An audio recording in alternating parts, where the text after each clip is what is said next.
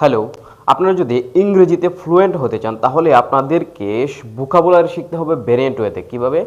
যেমন ধরেন একটা শব্দের নাউন ফর্ম জানতে হবে, তারপরে ভার্ব ফর্ম জানতে হবে, তারপরে অ্যাডজেক্টিভ ফর্ম জানতে হবে, তারপরে অ্যাডভার্ব ফর্ম জানতে হবে। এখন কীরকম ব্যাপারটা হচ্ছে এরকম, আমরা যদি একটা শব্দ নেই, যে কোনো একটা শব্দ লাইক ফ্রেন্ড, FRIEND, ফ্রেন্ড। এখন এইটার ভার্ব কি? এটার ভার্ব হবে বি ফ্রেন্ড, এবং অ্যাডজেক্টিভ হবে ফ্রেন্ডলি, FRIEN, ফ্রেন্ডলি। অ্যাডভার্ব নাই। এখন অ্যাডভার্ব যদি আপনাকে বলতে হয় তাহলে আপনাকে বলতে হবে যে ইন এ ফ্রেন্ডলি ওয়ে। ওকে, আর একটা শব্দ নেই তাহলে ক্লিয়ার হবে। যেমন ধরেন যে কোনো একটা শব্দ নেই, কি নিতে পারি? যেমন ধরেন যে কেয়ার,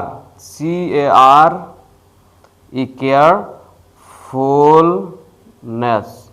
এই কেয়ারফুলনেস এটা হচ্ছে নাউন, এটার ভার্ব কি? এটার ভার্ব হচ্ছে কেয়ার।